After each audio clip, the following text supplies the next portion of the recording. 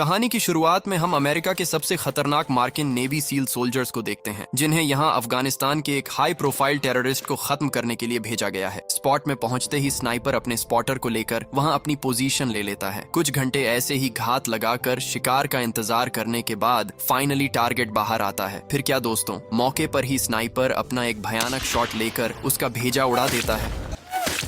Mission complete करने के बाद वे लोग दोबारा बेस में लौट आते हैं। ऐसे ही एक दिन उससे मिलने के लिए मुस्तफा नाम का एक कॉन्ट्रैक्टर आता है। आगे वो बताता है कि मुझे पता है कि तुम मार्किन मरीन सोल्जर्स के सबसे शार्प स्नाइपर शूटर हो, इसलिए मेरे पास तुम्हारे लिए एक काम है। अगर तुम ये काम कर देते हो तो तुम्हें $20 मिलियन दिया जाएगा। मन ही मन जयकाल भी ये समझ चुका था कि ये एक इलीगल काम है, लेकिन पैसों की लालच में आकर वो ये काम करने के लिए मान जाता है। प्लान के हिसाब से मिशन वाले दिन जयकाल अपने टारगेट को उड़ाने के लिए एक बिल्डिंग में अपनी पोजीशन ले लेता है। इसी के साथ टारगेट के बाहर निकलते ही जयकाल इस बार भी एक ही शॉट में उसका काम तमाम कर देता है। जैसे कि आप लोगों को तो पता ही है, मार्किन नेवी सोल्जर्स को इससे भी कहीं ज्यादा टफ सिचुएशंस में शॉट मारने के लिए ट्रेन किया जाता है। तो यहाँ इनके लिए किसी भी सिविलियन को मारकर उड़ा देना तो इनके बाएं हाथ का खेल था। इसी के साथ मिशन कंप्लीट होते ही उसे $10 मिलियन मिल जाता है। कुछ दिन बाद मार्किन सोल्जर्स को दोबारा से एक मिशन में भेजा जाता है, जहाँ उन्हें अफगानिस्तान के एक आतंकी संगठन को खत्म करना होता है। यहाँ उन्हें साफ आदेश मिला होता है कि जगह पर पहुंचते ही सीधा अंधाधुंध सभी को ठोक देना है। इसी के साथ वो लोग गाड़ी लेकर वहाँ से रवाना हो जाते हैं। जगह पर पहुंचते ही वे लोग बिना किसी को कुछ कहे अंधाधुंध सभी आतंकियों को मार गिराना शुरू कर देते हैं। दूर से स्नाइपर भी लगातार उन्हें कवर देता रहता है। इसी के साथ वे लोग पूरे इलाके को तहस नहस कर देते हैं। ऐसी अंधाधुंध फायरिंग चलाने के बाद जब वो लोग अंदर जाकर देखते हैं तो उनके होश उड़ जाते हैं। दरअसल वहाँ कोई आतंकी नहीं बल्कि मासूम मुस्लिम नागरिक मौजूद थे, जिन्हें इन लोगों ने गलतफहमी में मौत के घाट उतार दिया था। दूर से ये सब देख जयकाल का खून अंदर ही अंदर खौल उठता है, क्योंकि उन्हें यहाँ झूठी जानकारी देकर भेजा गया था, जिसके चलते आज उनके हाथों सैकड़ों बेगुनाह लोग मारे जा चुके थे। इसलिए वो मन ही मन अपनी पूरी टीम को उड़ाने का फैसला कर लेता है। पहले तो वो गाड़ी में चढ़कर उनके साथ वहाँ से निकल जाता है, लेकिन बीच रास्ते में ही वो सभी को रोक कर कहता है कि आगे खतरा है, मुझे कुछ लैंड माइन्स दिखाई दे रही हैं। इसी के साथ जयकाल अपने स्पॉटर को लेकर लैंड माइन्स को देखने के लिए आगे बढ़ता है। ऐसे ही कुछ देर आगे बढ़ने के बाद वो अपनी जेब से कीपैड मोबाइल निकालकर एक बटन दबा देता है, जिससे उनकी दोनों मिलिट्री गाड़ियां एक ही झटके में उड़ जाती हैं। इसी के साथ उनके सभी साथी भी वहीं शहीद हो जाते हैं। दरअसल दोस्तों, जयकाल ने ऐसा इसलिए किया क्योंकि अमेरिकन प्रेसिडेंट बिना किसी कारण ही यहाँ अफगानिस्तान में निर्दोष लोगों को उनके हाथों मरवा रहा था। इस घटना के बाद जयकाल अपने आप को पूरी तरह से अंडरग्राउंड कर लेता है और इसी तरह पर्दे के पीछे रहकर वो धीरे धीरे दुनिया का सबसे खतरनाक कॉन्ट्रैक्ट किलर बन जाता है, जो अपनी कस्टमाइज्ड स्नाइपर राइफल से बड़े बड़े पॉलिटिशियंस और बिजनेसमैन को ठोकने के लिए मिलियंस ऑफ डॉलर तक चार्ज करता है। तो चलिए देखते हैं कैसे हमारा जयकाल भाई हर एक हत्याकांड को इतनी सफाई से एग्जीक्यूट करता है। और सबसे बड़ी बात, अंत में क्या होता है इस भाई साहब के साथ। क्या MI6 पुलिस इसे पकड़ लेती है या फिर कोई असैसिन ही इसे ठोक देता है। तो चलिए बिना किसी देरी के शुरू करते हैं।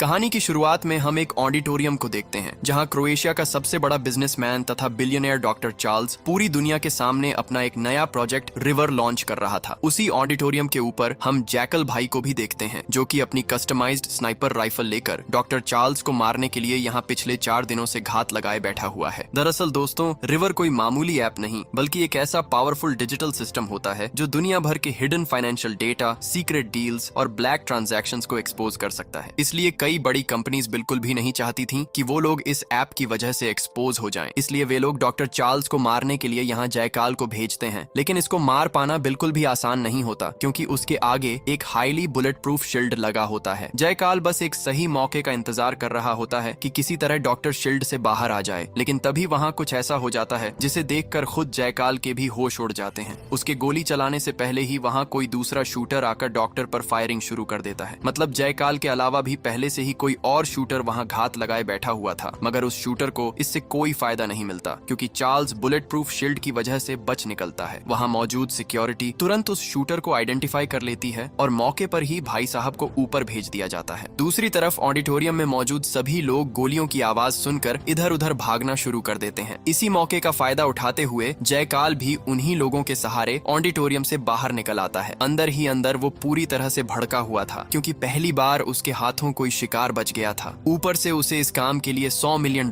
मिलने वाला था। लेकिन इस तरीके से प्लान फेल हो जाने के कारण जिस कंपनी ने उसे मारने के लिए हायर किया था वो लोग उस पर पूरी तरह भड़क जाते हैं। लेकिन जयकाल तो जयकाल है भाई, वो इतनी आसानी से अपने शिकार का पीछा छोड़ने वाला नहीं था। इसी के साथ रिसेंटली उसे पता चलता है कि टारगेट क्रोएशिया के राबाक आइलैंड वाले एक लग्जरी विला में मौजूद है। फिर क्या दोस्तों, इसी के साथ वो सीधा एक बोटमैन को लेकर उस आइलैंड पर टपक जाता है। काम के दौरान उसे कोई परेशानी ना हो या फिर उसके खिलाफ कोई सबूत ना बचे, इसलिए वो अपने बोटमैन को भी वहीं खत्म कर देता है। इसी के साथ वो अपनी एडवांस्ड कस्टमाइज्ड स्नाइपर राइफल को असेंबल करना शुरू कर देता है। दरअसल शूटर को पता है कि टारगेट हर शाम को समंदर में तैरने के लिए नीचे आता है, लेकिन शूटर के लिए ये काम यहाँ भी इतना आसान नहीं होने वाला था, क्योंकि इस विला में डॉक्टर चार्ल्स के लगभग 200 सिक्योरिटी गार्ड्स मौजूद हैं, जो कि 24 घंटे उसकी देखभाल करते हैं। यहाँ तक कि आइलैंड के चारों तरफ की गतिविधियों को भी लगातार सिक्योरिटी टीम के द्वारा मॉनिटर किया जाता है। यहाँ यूएन सिक्योरिटी की नजर जयकाल की बोट पर भी पड़ जाती है, लेकिन चाचा तुरंत मछली पकड़ने का ड्रामा करने लगते हैं, जिससे गार्ड्स को उस पर ज्यादा शक नहीं होता। इसी के साथ रोज की तरह डॉक्टर फिर से स्विमिंग करने के लिए बाहर निकल आता है। साथ ही प्रोटोकॉल तो देखो भाई साहब, मतलब पैसा हो तो क्या कुछ नहीं हो सकता। खैर जो भी हो, इसी के साथ डॉक्टर स्विमिंग करने के लिए जल परी के जैसा पानी में निकल जाता है। दूसरी तरफ जयकाल एकदम टारगेट को उड़ाने के लिए मूर्ति जैसे खड़ा हो जाता है, क्योंकि उसे भी पता है कि इससे ज्यादा अच्छा गोल्डन चांस और उसे कभी नहीं मिलने वाला। लेकिन बोट कई घंटों से वहीं खड़ी थी, जिस वजह से सिक्योरिटी को शक होने लगता है। इसलिए वहां पेट्रोलिंग करने के लिए एक सिक्योरिटी को भेज दिया जाता है, लेकिन मौके पर ही जयकाल उसे सीधा ऊपर भेज देता है। यहाँ आप लोगों को लग रहा होगा दोस्तों कि ऐसे पानी में स्नाइपिंग करना कितना मजे का काम होगा, लेकिन दोस्तों सच मानो तो यही सबसे मुश्किल काम है। पहली बात तो समुद्र में बोट बहुत हिलता है और स्नाइपर को स्टिल रखने के बावजूद यह अपने आप इतना हिल रहा है कि इसमें मिस फायर होने का बहुत चांस है। लेकिन यह स्नाइपर इतना शांत और शार्प है कि सिचुएशन चाहे जैसा भी हो वो टारगेट को कभी मिस नहीं करता, अन्यथा कोई आकर काम बिगाड़ ना दे। खैर कुछ ही देर में सिक्योरिटीज को पता चल जाता है कि सामने बोट में स्नाइपर मौजूद है, लेकिन अब क्या फायदा, पानी में तुम चाहे 100 सिक्योरिटी लगा दो लेकिन कोई स्नाइपर से नहीं बच सकता। फिर भी पानी में मौजूद सिक्योरिटी अपनी हर मुमकिन कोशिश करती है उसे पानी के अंदर डुबाए रखने की, क्योंकि अगर वह बाहर निकला तो स्नाइपर उसका भेजा उड़ा देगा। लेकिन यह स्ट्रेटेजी उनका ज्यादा देर नहीं चलता, क्योंकि पानी के अंदर कोई कितना ही तो सांस रोक के रहेगा। उनके बाहर निकलते ही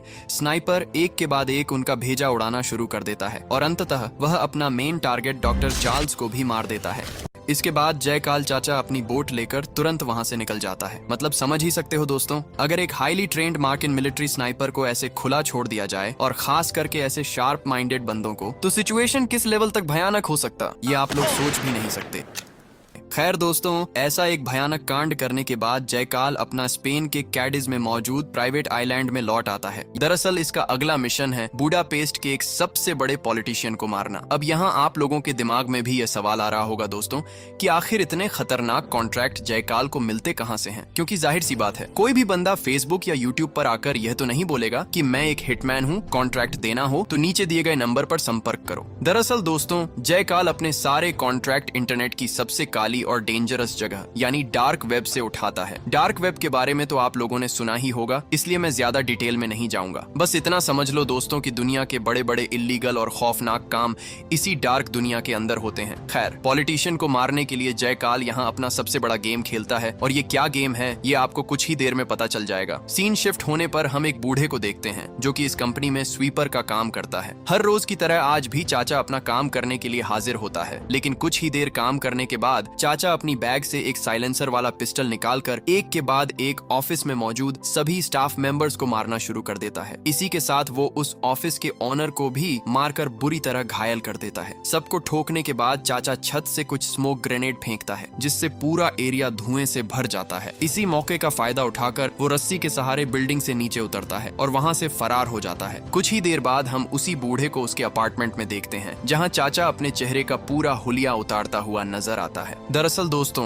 ये बूढ़ा और कोई नहीं बल्कि हमारा जयकाल ही होता है। बोला था ना दोस्तों कि चाचा कोई बड़ा गेम खेल रहा है। सच में दोस्तों, मुझे तो कभी कभी लगता है कि रियल लाइफ के बड़े बड़े कॉन्ट्रैक्ट किलर्स भी शायद इसी तरह की स्ट्रेटेजी का इस्तेमाल करते होंगे। आपको क्या लगता है जरूर बताना। लेकिन अब सवाल ये उठता है कि आखिर इसने अपना हुलिया बदलकर इतने सारे लोगों को बिना वजह ऑफिस में क्यों मारा। तो दोस्तों, इस सवाल का जवाब भी आपको कुछ ही देर में मिल जाएगा। सीन शिफ्ट होने पर हम उसी पॉलिटिशियन को देखते हैं जिसे मारने के लिए जयकाल ने कॉन्ट्रैक्ट लिया होता है। दरअसल ये पॉलिटिशियन अपने बेटे से अस्पताल में मिलने जा रहा होता है और इसका बेटा वही कंपनी का ऑनर है जिसे पिछली रात जयकाल ने मारकर घायल किया था। अब यहाँ आप लोग समझ ही चुके होंगे दोस्तों कि पिछली रात ऑफिस में हुआ पूरा हमला असल में इसी प्लान का हिस्सा था, ताकि उसके बेटे को घायल करके अस्पताल लाया जा सके और उसी बहाने इस पॉलिटिशियन को भी यहाँ बुलाया जा सके। इसी के साथ अस्पताल से 3 किलोमीटर दूर एक बिल्डिंग में हम जयकाल को देखते हैं। यहाँ भाई साहब का टैलेंट देखो दोस्तों, एक नॉर्मल दिखने वाले सूटकेस के पार्ट्स को ही असेंबल करके वो उसे एक डेंजरस स्नाइपर राइफल में कन्वर्ट कर देते हैं। मतलब समझ ही सकते हो ये बंदा किस लेवल का शातिर है। खैर, इसी के साथ वो बिल्डिंग में 2-3 ब्लैंक शॉट मारकर प्रैक्टिस करता है। दूसरी तरफ पॉलिटिशियन भी अस्पताल तक पहुंच चुका होता है, लेकिन उसे गाड़ी से बाहर निकालने से पहले कुछ सिक्योरिटी गार्ड चारों तरफ सही से चेक कर लेते हैं कि कोई शूटर या हिटमैन वगैरह तो नहीं है। सब क्लियर होने के बाद फाइनली चाचा को गाड़ी से बाहर निकालकर अस्पताल में ले जाया जाता है, लेकिन इसी बीच स्नाइपर का डेडली शॉट निकल चुका होता है। गोली सीधा पॉलिटिशियन के सिर के सेंटर में आ टकराती है, जिससे भाई साहब सीधे यमराज के पास पहुंच जाते हैं। ऐसा एक भयानक स्नाइपर शॉट देखने के बाद वहां मौजूद सिक्योरिटी तुरंत शूटर का लोकेशन ढूंढने लगती है। इधर शूटर दोबारा से अपनी स्नाइपर राइफल को सूटकेस बनाकर बिंदास वहां से निकल जाता है। उसके निकल जाने के आधे घंटे बाद जाकर पुलिस उस रूम तक पहुंचती है जहां से जयकाल ने शॉट लिया था, लेकिन रूम में घुसते ही वहां एक भयानक ब्लास्ट हो जाता है, जिससे वहां मौजूद सभी पुलिस एक ही झटके में ढेर हो जाते हैं। दरअसल जयकाल ने रूम छोड़ने से पहले ही वहां एक टाइम बम सेट कर दिया था। खैर दोस्तों, मिशन को तो चाचा सेफली एग्जीक्यूट कर लेते हैं, लेकिन इस बार जयकाल ने हद ही पार कर दी थी। बुडापेस्ट के एक बड़े पॉलिटिशियन के साथ साथ उसने बिल्डिंग में मौजूद कई पुलिस ऑफिसर्स को भी मौत के घाट उतार दिया था। इसी वजह से मामला अब सिर्फ एक नॉर्मल मर्डर केस नहीं रहा, बल्कि इंटरनेशनल लेवल का थ्रेट बन चुका था। और यही कारण था कि अब इस खतरनाक शूटर को पकड़ने के लिए ब्रिटेन की सबसे डेंजरस इंटेलिजेंस एजेंसी MI6 को एक्टिवेट कर दिया जाता है। वहीं हम MI6 की एक टॉप एजेंट बायोनिका को देखते हैं, जिसे स्पेशली जयकाल का केस हैंडल करने और उस तक पहुंचने की जिम्मेदारी दी गई है। ऐसे ही कुछ दिन रिसर्च करने के बाद बायोनिका ऊपर वालों को बताती है कि शूटर ने कम से कम 3000 मीटर की दूरी से टारगेट को हिट किया है, वो भी टारगेट के माथे के बीचों बीच। तो जाहिर सी बात है ये कोई आम शूटर तो बिल्कुल भी नहीं है। इसके अलावा उसका स्नाइपर भी हाईली मॉडिफाइड था, क्योंकि नॉर्मल स्नाइपर का रेंज इतना दूर कभी नहीं होता। मेरे नजर में एक ऐसा बंदा है जो पिछले 15 सालों से ऐसे ही एक डेडली स्नाइपर को बनाने की कोशिश कर रहा है। अगर हम उसको पकड़ लेते हैं तो जाहिर सी बात है हम उस किलर को भी पकड़ ही लेंगे। अपने लीडरों से ग्रीन सिग्नल मिलते ही बायोनिका अपना काम शुरू कर देती है। इधर हम जयकाल को एक साइबर कैफे में देखते हैं, जहां वो डार्क वेब के थ्रू पॉलिटिशियन को ठोकने की अपनी बाकी की पेमेंट क्लाइंट से मांग रहा होता है, लेकिन आगे से क्लाइंट उसके किसी भी सवाल का रिप्लाई नहीं देता। उल्टा वो जयकाल को ही गालियां देकर उसे ब्लॉक कर देता है। दरअसल दोस्तों, जयकाल के साथ उसका पूरे $22 मिलियन का डील हुआ था, लेकिन अब तक उसके अकाउंट में सिर्फ $3 मिलियन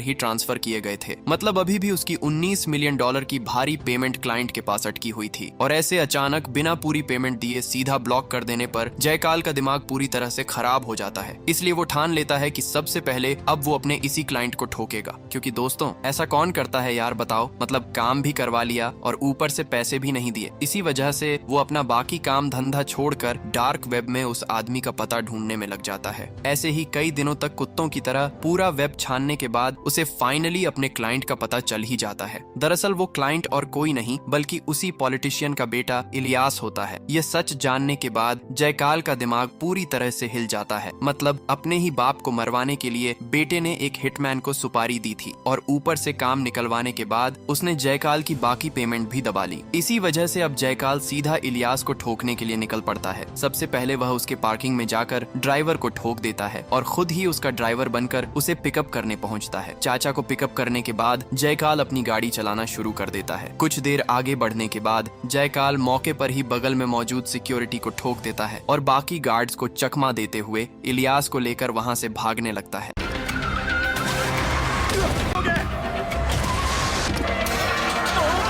ऐसे ही एक भयानक रेसिंग के बाद फाइनली जयकाल सबको पीछे छोड़ते हुए गाड़ी को एक सेफ स्पॉट पर लाकर रोक देता है। आगे से वो कहता है, तूने अपने बाप को मरवा दिया ठीक है, लेकिन मैंने तेरा क्या बिगाड़ा था जो तूने मेरा बाकी का पेमेंट नहीं दिया। आगे से भाई साहब कहते हैं, मैंने तुम्हें मेरे बाप को मारने का पैसा दिया था, मुझे मारने का नहीं। मेरे बाप को ठोकने से पहले वाले दिन तूने मुझे ठोक कर हॉस्पिटल में भेज दिया था, इसलिए मैं तुझे एक फूटी कौड़ी भी नहीं दूंगा। जो उखाड़ना है उखाड़ ले। फिर क्या दोस्तों, जयकाल भाई का तो वैसे से ही दिमाग खराब था, ऊपर से ये सब कहकर भाई साहब ने उसका और ज्यादा दिमाग खराब कर दिया। इसलिए जयकाल मौके पर ही उसका चैप्टर क्लोज कर देता है। इसके बाद वो गाड़ी को ब्लास्ट करके वहां से भाग निकलता है। दूसरी तरफ हम बियांका को देखते हैं, जो अपनी पूरी टीम के साथ नॉर्मन नाम के उस शख्स को पकड़ने के लिए निकल पड़ती है जिसने जयकाल के लिए वो डेडली कस्टमाइज्ड स्नाइपर राइफल तैयार की थी। उनके मुताबिक नॉर्मन अभी समारहोन नाम के एक छोटे से गांव में छिपा बैठा था। लोकेशन पर पहुंचते ही दोनों एजेंट्स उसके घर पर रेड मार देते हैं। अचानक हुए इस हमले को देखकर नॉर्मन तुरंत वहां से भागने लगता है, लेकिन ऐसे एक भयानक गोलीबारी के चलते उसके हाथों में कुछ बुलेट्स लग जाती हैं। इसलिए वो अपना सूटकेस वहीं छोड़ देता है और तुरंत गाड़ी में बैठकर वहां से फरार हो जाता है। इधर बियांका उसके छोड़े हुए सूटकेस को साथ लेकर सीधा ऑफिस की तरफ निकल पड़ती है। दूसरी तरफ किसी तरह वहां से बचकर निकलने के बाद हम नॉर्मन को उसके नए ठिकाने में देखते हैं। यहाँ भाई साहब सीसीटीवी मॉनिटर्स के जरिए बाहर की हर गतिविधि पर नजर रखे हुए होते हैं। तभी अचानक उसके फोन पर जयकाल का कॉल आ जाता है। आगे से जयकाल कहता है कि मुझे एक नया कस्टमाइज्ड स्नाइपर राइफल चाहिए, लेकिन नॉर्मन उसे मना करते हुए कहता है कि उस दिन MI6 एजेंट्स की तरफ से हुए उस भयानक हमले के चलते उसका एक हाथ टूट गया है। ऐसे हालात में बेचारा स्नाइपर तो क्या अपना पिछवाड़ा तक सही से नहीं धो सकता। जयकाल कहता है कि कोई बात नहीं, मैं तुम्हारे घर आ रहा हूँ, तुम मुझे इंस्ट्रक्शन दो, स्नाइपर मैं बनाऊंगा। इसी के साथ वह नॉर्मन के नए ठिकाने में चला आता है और दोनों ही मिलकर एक नया कस्टमाइज्ड स्नाइपर राइफल बनाना शुरू कर देते हैं। इधर बियांका ऑफिस तक पहुंचते ही उस सूटकेस को खोलकर चेक करने लगती है कि आखिर इसमें है क्या। पूरा सूटकेस खोलकर उसके पार्ट्स को कस्टमाइज करने के बाद उन्हें पता चलता है कि यह कोई सूटकेस ही नहीं है, बल्कि एक भयानक कस्टमाइज्ड स्नाइपर राइफल है। इससे वह लोग समझ जाते हैं कि सूटकेस का हर एक पार्ट स्नाइपर राइफल का ही पार्ट है। उनकी जानकारी के मुताबिक उस दिन भी शूटर ऐसा ही एक सूटकेस लेकर बिल्डिंग से बाहर निकला था। ये सब देखकर बियांका कंफर्म हो जाती है कि उस दिन भी पक्का इस शूटर को नॉर्मन ने ही स्नाइपर बनाकर दिया था। इसी बीच हम बियांका को एक हॉस्पिटल में देखते हैं, जहां वह एक आदमी को बुरी तरह टॉर्चर करके पूछ रही होती है कि आखिर नॉर्मन कहाँ है। दरअसल दोस्तों, ये भाई साहब भी नॉर्मन का ही पार्टनर होता है। ऐसे ही काफी देर तक टॉर्चर करने के बाद चाचा फाइनली बियांका को उसके नए लोकेशन के बारे में बता देता है। फिर क्या दोस्तों, इसी के साथ बियांका अपनी टीम को लेकर नॉर्मन को पकड़ने के लिए निकल पड़ती है। इधर दूसरी तरफ दोनों कई घंटों की मेहनत के बाद फाइनली उस कस्टमाइज्ड स्नाइपर राइफल को तैयार कर लेते हैं। और सबसे ज्यादा हैरानी की बात तो ये होती है कि ये राइफल किसी मेटल से नहीं बल्कि प्लास्टिक से बनी हुई होती है। आगे से नॉर्मन जयकाल KO कुछ प्रैक्टिस शॉट्स लेने के लिए कहता है, क्योंकि ये प्लास्टिक से बनी हुई स्नाइपर राइफल थी, इसलिए इसमें मिसफायर होने के चांसेस काफी ज्यादा थे। इसी के साथ जयकाल प्रैक्टिस करने के लिए जंगलों में चला जाता है। ऐसे ही लगभग आधे घंटे तक प्रैक्टिस करने के बाद वह देखता है कि एक ब्लैक SUV तेजी से नॉर्मन के घर की तरफ बढ़ रही है। दरअसल दोस्तों, इस SUV में बियांका और उसकी टीम मौजूद थी। जैसे कि आप लोगों को पता ही है, उन्हें उसकी मेन लोकेशन का पता चल चुका था। ये सब देखते ही जयकाल तुरंत नॉर्मन को अलर्ट करते हुए वहां से भागने के लिए कहता है। ये सुनने के बाद नॉर्मन का तो मानो होश ही उड़ जाता है। बेचारा अब तक बिल्कुल बिंदास सो रहा था। खैर, इसी के साथ वह अपनी सारी जरूरी कॉन्फिडेंशियल फाइल्स को कंप्यूटर से डिलीट करके वहां से भागने ही वाला होता है, लेकिन तब तक बियांका अपनी पूरी टीम के साथ उस घर को चारों तरफ से घेर चुकी होती है। इसी के साथ बियांका नॉर्मन पर पिछली बार की तरह ही हमला कर देती है। इधर नॉर्मन अकेला ही उनका सामना करने की कोशिश करता है, लेकिन उसका एक हाथ टूटा हुआ होने के कारण वो ज्यादा देर तक उन्हें रोक नहीं पाता और आखिरकार वहीं पकड़ा जाता है। आगे से बियांका उससे पूछती है, चल बता कहाँ है जयकाल। नॉर्मन कहता है, अब साला ये जयकाल कौन है, मैं उसे जानता ही नहीं हूँ। तुम लोग गलत आदमी को पकड़ रखे हो, जाने दो मुझे। लेकिन बियांका उसकी एक भी बात नहीं सुनती, उल्टा वो उसे जान की धमकी तक देने लगती है। लेकिन इसी बीच पता नहीं कहाँ से एक स्नाइपर बुलेट आकर उसका भेजा उड़ा देती है। यह दृश्य देखकर बियांका समझ जाती है कि जयकाल इधर ही कहीं मौजूद है, इसलिए वह तुरंत बाहर मौजूद सभी गार्ड्स को अलर्ट कर देती है। इधर जयकाल तुरंत अपनी बैलगाड़ी लेकर वहां से भागने लगता है। बियांका भी गाड़ी लेकर उसके पीछे लग चुकी थी। ऐसे ही एक लंबी रेस के बाद जयकाल अपनी बैलगाड़ी लेकर जंगल में घुस जाता है। मतलब समझ ही सकते हो दोस्तों, जयकाल अब इन दोनों लड़कियों को घोड़ा बनाएगा। जोक्स अपार्ट दोस्तों, फिलहाल तो जयकाल भाई का ही घोड़ा लगा हुआ है। ये MI6 एजेंट बियांका इतनी खतरनाक है कि वह पूरे जंगल में घूम घूम कर गोलियां बरसाने लगती है। लेकिन जयकाल तो जयकाल है भाई। मौके पर ही वह पास में मौजूद नदी में कूद जाता है और वहीं गायब हो जाता है। मतलब समझ ही सकते हो दोस्तों, मार्किन नेवी सील सोल्जर था ये पहले। इधर मैडम अंदर ही अंदर खुद को कोसने लगती है, क्योंकि वह दुनिया के सबसे खतरनाक किलर को लगभग पकड़ ही चुकी थी। इधर 4-5 घंटे नाले के अंदर तैरने के बाद जयकाल फाइनली बाहर निकलता है। ऐसे ही कुछ दूर आगे बढ़ने के बाद उसे एक घर दिखता है। फिलहाल अपना सिर बचाने के लिए वह वहीं जाकर सो जाता है। सुबह आंखें खुलते ही वह देखता है कि उसके ठीक सामने एक बंदा उसके ऊपर शॉटगन ताने खड़ा हुआ है। इसी के साथ भाई साहब उसे बंदा बना लेता है। आगे से जयकाल उसे बार बार छोड़ने की रिक्वेस्ट करने लगता है, क्योंकि कल भयानक तरीके से बारिश हो रही थी, जिस वजह से अपना सिर बचाने के लिए यहाँ मजबूरी में रहना पड़ा। लेकिन आगे से मोटा उसकी एक भी बात नहीं सुनता। उल्टा वो अपने बॉस को कांटेक्ट करते हुए कहता है कि एक अमेरिकन मुर्गा जाल में फंसा है, जल्दी आ जाओ। लेकिन इस बूढ़े को कौन समझाए कि ये किससे पंगा ले रहा है। आगे से चाचा उसके साथ बदतमीजी करने लगता है, जिस वजह से जयकाल उसका चैप्टर वहीं क्लोज कर देता है। इसके बाद वो गाड़ी लेकर वहां से निकलने ही जा रहा था, लेकिन तभी उसका बॉस वहां टपक जाता है। जब वो अंदर घुसकर देखता है कि उसका सेक्रेटरी मारा जा चुका है, तब वो पागलों की तरह उसे ढूंढने लगता है। बाद में उसे पता चलता है कि भाई साहब तो गाड़ी में ही छिपा बैठा है। इसी के साथ वह गाड़ियों पर अंधाधुंध गोलियां बरसाने लगता है। इधर अपनी जान बचाने के लिए जयकाल भी उसे फाइनली ठोक देता है। इसके बाद घर से एक चूहा निकलता है, जो बच्चों का खेलने वाला पिस्टल पकड़कर उसके ऊपर दागता है। ये पार्ट इतना फनी लगता है, मतलब साला जयकाल भी मन ही मन सोच रहा होगा कि भाई मेरा रेपुटेशन खराब मत कर, मैं दुनिया का सबसे खतरनाक कॉन्ट्रैक्ट किलर हूँ। खैर दोस्तों, वो उस बंदे को नहीं मारता क्योंकि उसे वहां से बाहर भी तो निकलना है ना, और उसको तो पता नहीं वो किधर है। इसी के साथ वह उसे लेकर वहां से निकल जाता है। एयरपोर्ट में पहुंचते ही वो उसे भी ठोकने जा रहा था, लेकिन जयकाल भाई को उस पर दया आ जाती है और उसे बस एक वार्निंग देकर छोड़ देता है। इधर हम MI6 ऑफिस में बियांका को देखते हैं, जो अपने सीनियर्स को समझा रही होती है कि वो उस पागल को लगभग पकड़ ही चुकी थी, लेकिन हर बार की तरह इस बार भी वो किसी तरह बचकर निकल गया। लेकिन आगे से सीनियर ऑफिसर सीधा इस केस को बंद कर देने का ऑर्डर दे देता है। वो कहता है, पिछले 1 महीने से ये आदमी अलग अलग जगहों पर लोगों को ठोक रहा है और हर बार हमारी आंखों के सामने से गायब हो जाता है। इतने दिनों से तुम लोग उसके पीछे पड़े हो, लेकिन मिला क्या? नाम तो छोड़ो, इतने सारे मर्डर्स के बाद भी हमारे पास उसके खिलाफ एक भी आई विटनेस तक नहीं है। और मान लो किसी तरह उसे पकड़ भी लिया तो साबित कैसे करोगे कि वही जयकाल है? अब तक तो किसी ने उसका असली चेहरा तक नहीं देखा। इधर जयकाल के पास एक और कॉन्ट्रैक्ट आता है, जहां उसे एक गैंगस्टर को मारना होता है, और ये कॉन्ट्रैक्ट दे रहा है उसी का साला अल्वारो। दरअसल वो गैंगस्टर काफी सालों से उनके बिजनेस में लगातार प्रॉब्लम क्रिएट कर रहा है। इसी के साथ जयकाल उसका ये काम करने के लिए राजी हो जाता है। आगे वो उसे कहता है कि तुम कल सुबह उसे आइलैंड के बगल वाले कॉफी शॉप में लाना और उसे खिड़की के साइड में ही बिठाना, बाकी मैं देख लूंगा। इसी के साथ अगले दिन ही जयकाल टारगेट को ठोकने के लिए अपनी बोट लेकर निकल पड़ता है। स्पॉट में पहुंचते ही वो टारगेट को एक ही झटके में यमराज के पास भेज देता है, और हर बार की तरह इस बार भी वो मिशन को सेफली अंजाम देकर वहां से निकल आता है। घर पहुंचते ही उसे उसी के क्लाइंट का एक कॉल आता है, जहां वह बताती है कि पुलिस को तुम्हारे बारे में पता चल चुकी है, वो कभी भी तुम्हारे घर पहुंच सकती है। दरअसल मेरा कमीना बॉस तुम्हें मरवाना चाहता है, ताकि उसे तुम्हारा पेंडिंग $50 मिलियन न देना पड़े। कुछ ही देर में हम बियांका को सच में उसके घर के बाहर देखते हैं। इसी के साथ वे लोग धीरे धीरे घर के अंदर बढ़ने लगते हैं। घर में घुसते ही वे लोग जयकाल के साले अल्वारो को ही जयकाल समझकर उसे ही मार देते हैं। लेकिन गोली की आवाज सुनकर जयकाल समझ जाता है कि घर में मेहमान आ चुके हैं, इसलिए वो सबसे पहले घर की सभी लाइटें ऑफ कर देता है। लेकिन फिर भी बियांका उसे ढूंढते ढूंढते ऊपर चली आती है। वहीं उसे सामने एक मिरर दिखाई देता है, लेकिन मैडम को यह नहीं पता होता कि ये कोई मिरर नहीं बल्कि जयकाल के सीक्रेट रूम का दरवाजा है। इधर मिरर पे बायोनिका को बस अपना थोबड़ा दिखाई दे रहा था, लेकिन अंदर से जयकाल उसे बिल्कुल क्लियर देख पा रहा था। इसी तरह वो पूरे बिल्डिंग छान मारती है, लेकिन उसे जयकाल कहीं नहीं मिलता। तभी हम एक रेड डॉट बियांका की सीधा खोपड़ी पर देखते हैं। इसका मतलब तो आप लोग समझ ही चुके होंगे दोस्तों, जयकाल सीधा उसका भेजा उड़ाकर उसका चैप्टर वहीं क्लोज कर देता है। कहाँ जयकाल का शिकार करने आई थी, खुद ही शिकार बन गई। तो दोस्तों, अगर आप लोग यहाँ तक वीडियो देख रहे हैं, मतलब एक्सप्लेनेशन आप लोगों को अच्छा लगा। अगर अच्छा लगा हो दोस्तों, तो मेरी बाकी वीडियोस भी जरूर चेकआउट करें। बहुत बहुत धन्यवाद।